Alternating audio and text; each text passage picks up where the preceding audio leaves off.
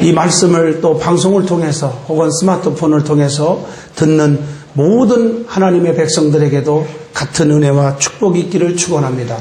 고린도후서 5장 17절로 19절을 통해서 이제 새 것이 되었습니다 하는 제목으로 말씀을 전하고자 합니다. 세월은 유수와 같이 참 빠르다고 했는데 벌써 한 해가 지나갔고 새해 첫 주일을 맞이했습니다. 그동안 얼룩진 것들이 얼마나 많았습니까? 이제 다 잊어버립시다. 성령의 불로 다 태워버립시다. 그래서 새로운 그릇으로 만들어져서 하나님께 가장 귀하게 쓰임받는 훌륭한 선한 청지기가 되어야 할 것입니다. 기독교 신앙에는 하나님의 말씀을 가장 귀하게 여겨야 합니다. 하나님은 영이시니 예배하는 자가 신령과 진정으로 예배할지니라. 영이란 말은 분명히 안 보이지만 분명히 계십니다. 태초부터 계셨습니다. 스스로 계셨던 분입니다. I am who I am. 나는 스스로 있는 하나님이라고 말씀했습니다. 그래서 우리 말씀을 가장 귀하게 여기고 살아가야 합니다. 특별히 이사야 43장 18절로 21절 말씀 보면 너희는 이전 일을 기억하지 말며 옛적 일을 생각하지도 말라. 내가 새 일을 행하리라. 이 말씀을 가슴 깊이 새겨야 합니다. 이 말씀의 의미는 여러분 몇 가지로 우리에게 주고 있습니다. 첫째로는 지난날의 허물로 인해서 너무너무 괴로워하거나 고통스러워하지 말고 하나님께 기도했으면 앞을 향해서 전진하시기를 바랍니다. 자로나 우로나 치우치지 말고 전진해야 된다는 거예요. 둘째로는 다른 사람에 대한 나쁜 선입관을 갖고 편애해서는 절대로 안 된다는 것입니다. 세 번째로는 아무리 지난날 많은 일을 하고 아무리 선을 많이 했고 또 주의를 많이 했고 전도도 많이 했고 헌금도 많이 했고 봉사도 많이 했다고 자랑하지 말라는 것입니다. 기독교의 신앙은 과거를 자랑하는 신앙이 아니에요. 현재가 중요한 겁니다. 어제까지 뜨거운 물이었지만 식으면 지금은 찬물입니다. 현재가 중요한 겁니다. 미래가 중요한 것입니다. 지난날 가지고 자꾸 말하는 것은 이것은 자꾸 태보적인 신앙입니다. 그래서 우리는 하나님의 말씀 속에 다시 한번 새로워지고 말씀을 통해서 거듭나고 말씀을 통해서 큰 변화가 일어나야 돼요. 그래서 예레미야 23장 29절에 나 여호와의 말이니라 내 말이 불 같지 아니하냐 내 말이 반석을 쳐서 붓으로 들이는 방망이 같지 아니하냐 나 여호와의 말이니라. 하나님의 말씀이 불이라고 말했어요. 그래서 뜨거운 용광로 속에 그 불 속에 쓸모없는 그릇도 집어넣어서 녹여버리면 새로운 그릇으로 가치 있는 그릇으로 귀한 그릇으로 쓸모있는 그릇으로 다시 만들어지는 것입니다. 그래서 우리는 말씀과 성령의 불로 우리의 교만이 우리의 혈기가 우리의 아집이 우리의 나쁜 습관과 죄악들을 녹여서 새롭게 거듭나야 됩니다. 이제 새로운 해를 맞이했습니다.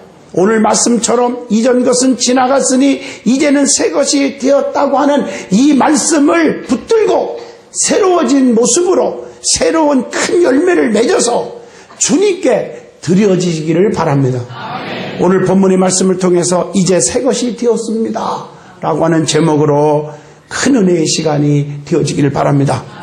제일 먼저 주 안에 있으면 새로워진다는 거예요. 주님 안에 있으면 새로워집니다. 여러분 이 새로워진다는 단어 참 좋지요. 우리가 황 박사님이 지금 첫째가 둘째가 셋째가 넷째 하고 영어 단어를 나열했죠. 했어요 안 했어요? father가 들어가요 안 들어가요? 안 들어간다. 첫 번째가 mother라고 그랬어요. 어머니. 참 감동 깊은 그런 우리가 영상을 봤는데요. 여러분 성경에 그래서 새로운 것들에 대한 얘기가 많이 나오더라고. 성경에 시편 40편 3절 96편 1절 뭐 새 노래 또 이사야 41장 1절 새 힘 또 여호와를 앙망하는 자는 새 힘을 얻으리니 독수리가 날개치고 올라간 걸 것이요. 참 멋있잖아요. 민족들아 힘을 새롭게 하라 가까이 나오라 그리하고 말하라 우리가 가까이하여 서로 변론하자 이렇게 말하고 있습니다. 여러분 이름도 새 이름이 좋아요. 새 이름이 이사야 62장 2절 봐도 새 이름으로 일컬음이 될 것입니다. 그랬어요. 그래서 창세기 17장 5절 봐도 아브라함을 아브라함으로 변경해 줬어요. 새 이름으로. 아주 좋은 이름을 더 좋게 만들어 줬어요. 또 창세기 17장 15절 보면 사레를 사라라고 이름을 바꿔줬어요. 또 성성에 보면 창세기 32장 28절 보면 야곱을 이스라엘이라고 변경해 줬어요. 네 이름을 다시는 야곱이라 하지 아니하고 이스라엘이라 하리라. 하나님과 겨루어 싸워 이겼음이더라. 이렇게 바꿔주고 있어요. 또 시몬을 반석이라는 이름으로 베드로라라고 마태복음 16장 17절로 18절에 이름을 바꿔주신 줄로 믿습니다. 또 사도행전 13장 9절 보면 사울이 그 교회를 핍박했던 자가 다메섹에서 주님 만난 다음에 이름을 사도 바울로 바꿔줘 버렸어요. 얼마나 멋있는지 몰라요.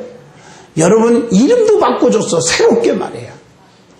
또 새일이라는 단어가 나와. 에레미야 31장 22절에 보니까 새일을 행하리라. 새일을 세상에 창조했나라. 할렐루야. 그리고 에레미야 31장 31절 보면 새 언약이라는 말이 나와요. 새 언약. 우리가 나 여호와가 말하노라 보라 날이 이르니 내가 이스라엘 집과 유다 집에 새 언약을 세우리라. 이렇게 말씀하고 계신 줄로 믿습니다. 그래서 우리가 구약에서 신약이 나왔으면 율법에서 복음이 또 나왔고요. 할례에서 세례가 나왔고 유월절에서 성만찬이 나왔고 안식일에서 주일이 나왔고 제사에서 예배가 나왔습니다. 참 중요한 예예요. 또 에스겔 18장 3절 에스겔 36장 26절 보면 이 새 영이 있어요. 또 내 새 영을 너희 속에 두고 새 영이라는 말이 나와요. 그리고 새 마음이 있어요. 이것은요, 이 마음, 여기서 마음이라는 하트. 내 마음의 새로운 마음, 뉴 하트예요. 에스겔 36장 26절. 너희 속에 두고, 새 영을 너희 속에 두고, 새 마음을 너희에게 주되, 그랬어요. 여러분, 새로운 뜨거운 마음이 가슴 속에 임하기를 축원합니다. 그래서 기독교는 머리를 믿는 신앙이 아니라 가슴으로 믿는 신앙이에요. 머리와 가슴 사이가 30cm, 조금 이쁘게 생긴 사람은 목이 조금 길은 사람은 35cm 된다고 말을 하지만 뭐 그게 그거예요. 사실은 머리로만 믿지 마세요. 가슴으로 내려와야 돼요. 기독교는 이론의 종교, 지식의 종교가 아니에요. 머리가 뜨거운 것을 뭐라고 해요? 아이고 골치야. 신앙생활에 머리로만 믿는 자들을 골치병자라고 그래요. 아주 골치 아픈 일만 자꾸 만들어내요. 따지고 재보고 계산해보고 창세기부터 계시록까지 읽어보면요, 이론적으로 지식적으로 따져서 나오는 게 한 건에도 있으면 얘기해보세요. 없어요. 있으면 저한테 말해주면요, 제가 100억씩을 줄게. 오늘 아침에 내가. 근데 저는 100억이 절대 없어요. 근데 분명히 드릴게요. 저는 100억이 없어요. 왜 큰 소리를 치느냐? 절대로 없기 때문입니다. 이해하시겠어요? 2는 4, 2, 3은 6, 2, 4, 8 계산이 해서 나오는 게 없어요. 오병이어의 기적, 물이 변하여 포도주가 되게 한 것, 도끼가 물 위에 떠오르는 기적, 홍해바다가 갈라지는 기적, 요단강이 갈라지는 기적, 여리고성이 무너지는 기적. 여러분 모든 것들이 전부가 계산해서 나올 수가 없어요. 사랑하는 성도 여러분, 여러분 새로운 마음을 가지고 사시기를 축원합니다. 새로운 언약을 가지고 사시기를 축원합니다. 새로운 계명이 있어요. 요한복음 13장 34절 새 계명을 너희에게 주노니, 새 계명이 있어요. 그게 서로 사랑하라. 내가 너희를 사랑한 것 같이 너희도 서로 사랑하라. 이게 새로운 계명이에요. 하나님이 여러분들에게 새로운 계명을 주셨어요. 그게 사랑이에요. 사랑은 무엇입니까? 베드로전서 4장 8절 모든 허다한 죄를 덮는 거예요. 사랑이 없어서 문제예요. 요셉처럼 누명을 쓰면 어떻습니까? 누명을 쓰고 참고 입을 안 열으니까 어떻게 됐습니까? 여러분 정말 모든 나라의 살림을 다 맡은 총리가 되지 않았습니까? 그리고 새 마인드가 있어야 돼요.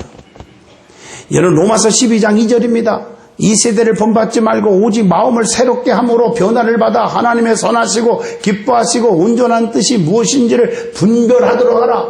마인드가 바뀌어야 돼요. 사실은 오늘 본문 17절만 봐도 누구든지 그리스도 예수 안에 있으면 새로운 피조물이라. 이전 것은 지나갔으니 보라 이제는 새 것이 되었도다. 새로운 피조물이에요. 새로운 피조물. 여러분 새로운 피조물이 되기를 바랍니다. 여러분 하나님이 모든 만물을 창조하셨어요. 창조주, 이게 조물주요. 사람을 만드셨어요. 우리는 피조물이에요.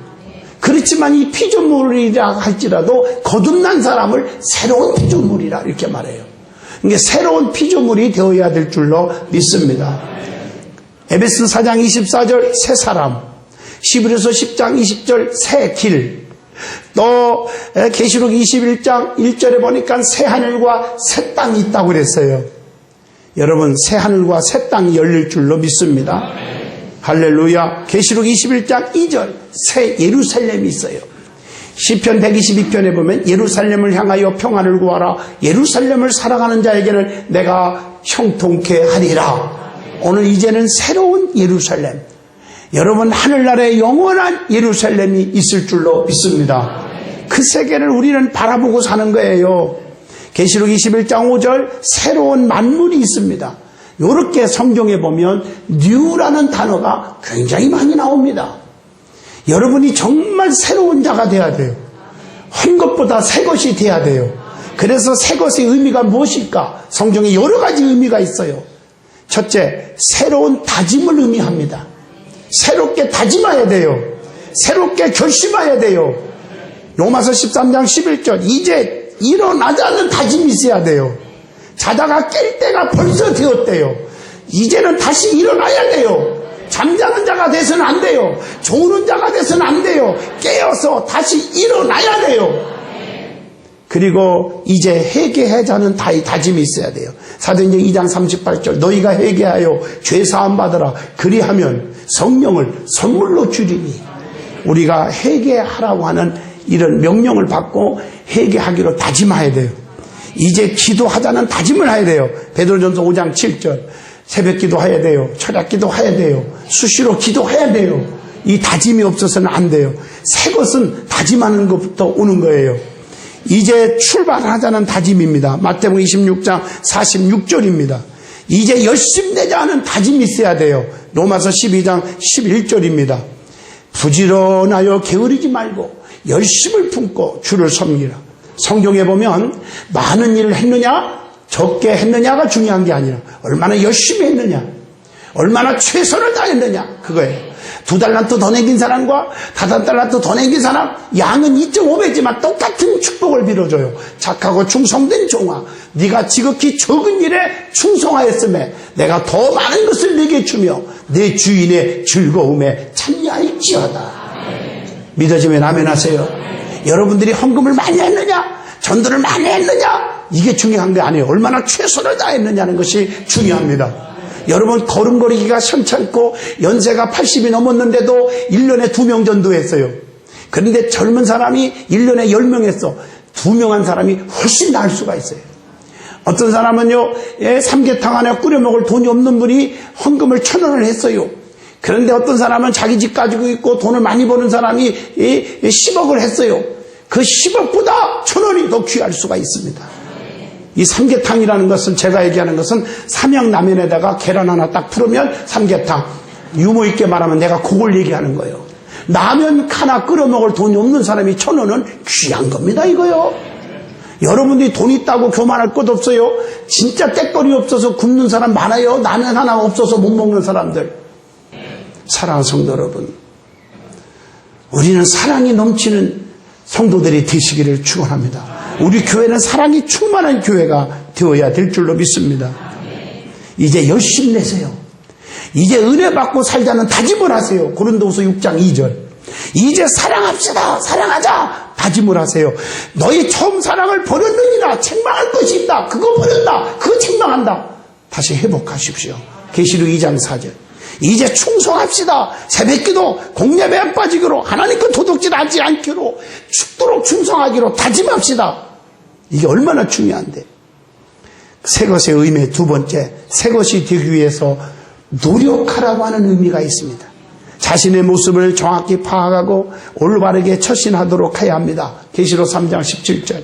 그리고 영적 궁핍함에서 영적 부유함을 누리는 자가 되어야 한다는 거예요. 계시록 3장 17절의 말씀입니다.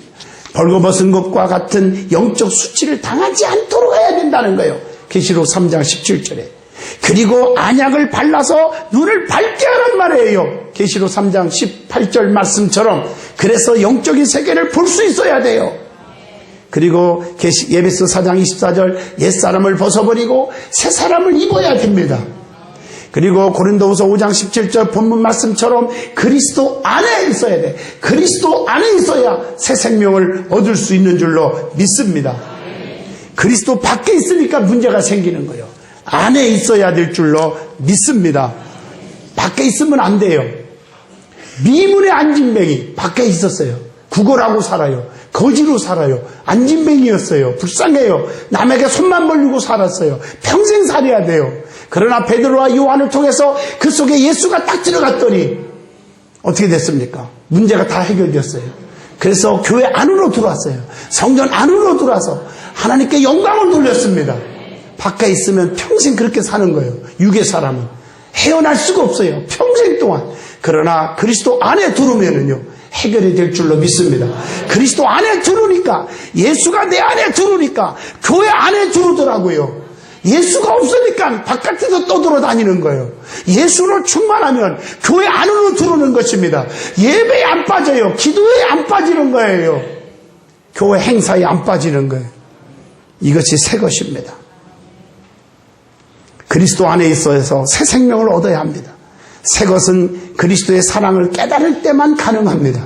그리스도의 사랑을 묘사하고 있는 성경 구절들이 참 많이 나와요. 그게 뭘까? 아가서 8장 6절 그리스도의 사랑은 죽음보다 강한 사랑이다. 아가서 8장 또 7절에 보면은 재물로도 돈으로도 살 수 없는 사랑이다. 요한복음 14장 18절 보면 고아와 같이 버려두지 않는 어버이의 사랑과 같다고 그랬어요. 요한복음 15장 13절에 보면 목숨까지도 버리는 큰 사랑이라고 그랬어요. 로마서 8장 32절에 보면은요 아끼지 않고 거저주시는 사랑. 로마서 8장 35절 아무도 끊을 수 없는 사랑이에요. 그리스도의 사랑에서 누구든지 끊을 수 없다. 환난이나 곤고나 핍박이나 기근이나 적신이나 위험이나 칼이나 어떤 것도 그리스도의 사랑을 끊을 수가 없어요. 로마서 8장 37절 모든 일을 이기게 하시는 것이 사랑입니다. 사랑은 다 이길 수가 있어요. 그리고 강권하시는 사랑, 고린도후서 5장 14절의 말씀, 에베소 3장 19절 측량할 수 없는 사랑, 이게 사랑인 줄로 믿습니다.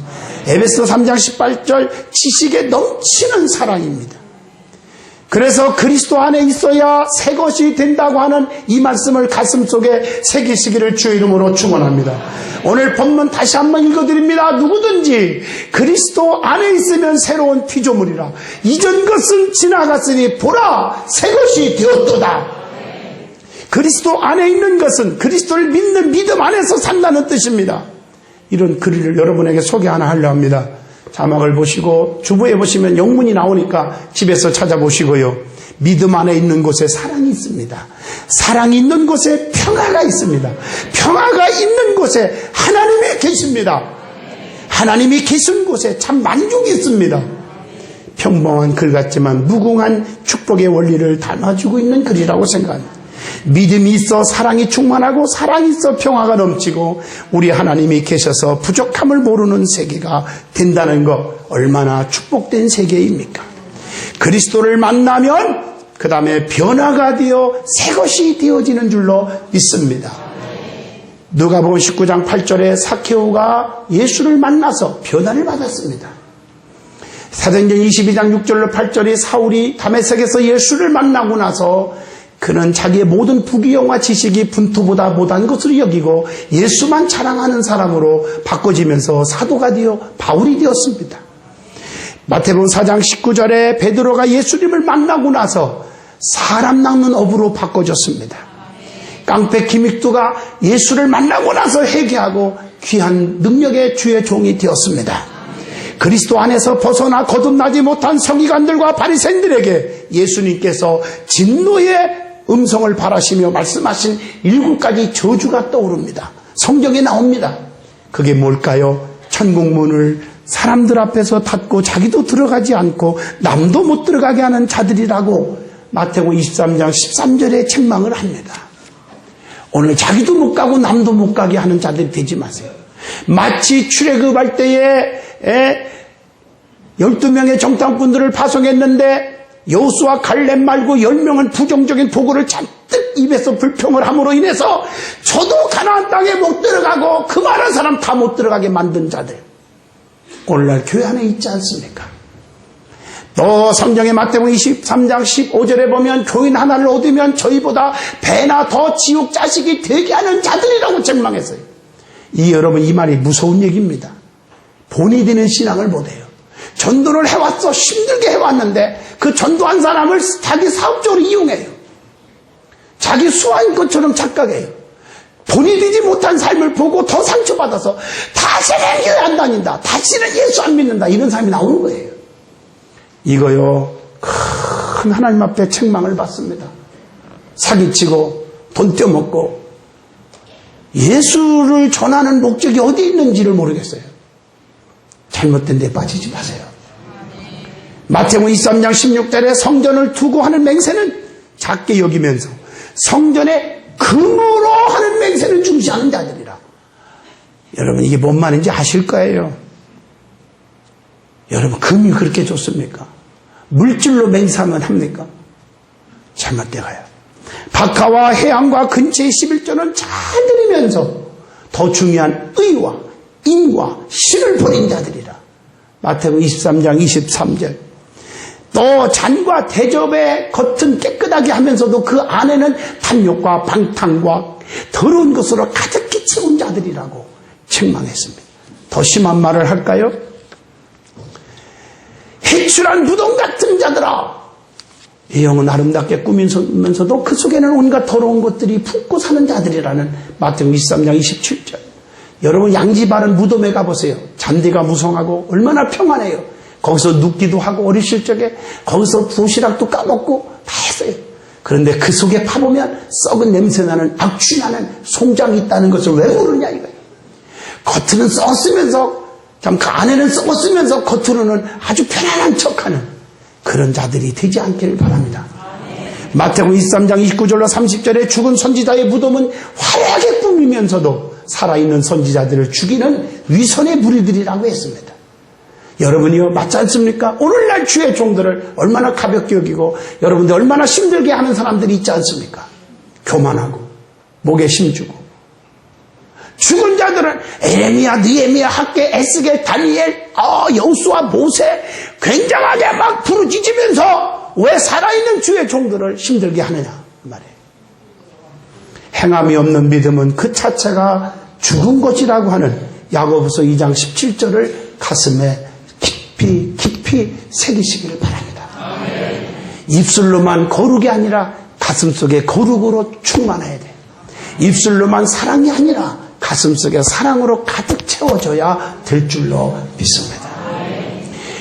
제가요, 옛날에 어리실 적에 까불다가 수영하다가 깊이 빠져들어가 갖고요, 그냥 기절을 했는데, 나를 끄집어냈는데 뉘어놓고 보니까 정신은 말짱한데요, 눈을 못 뜨겠더라고요. 지나가는 사람이 내 배를 툭툭 건드리면 입에서 쫙쫙 물이 나와요. 왜 물이 나올까요? 얘기해봐요. 물 먹었다고 그러면 어떡합니까? 저 얘기를 하는데 물로 충만하니 건들기만 해도 물이 쫙쫙 나오더라. 이렇게 말을 고상하게 하시면 안 되나요?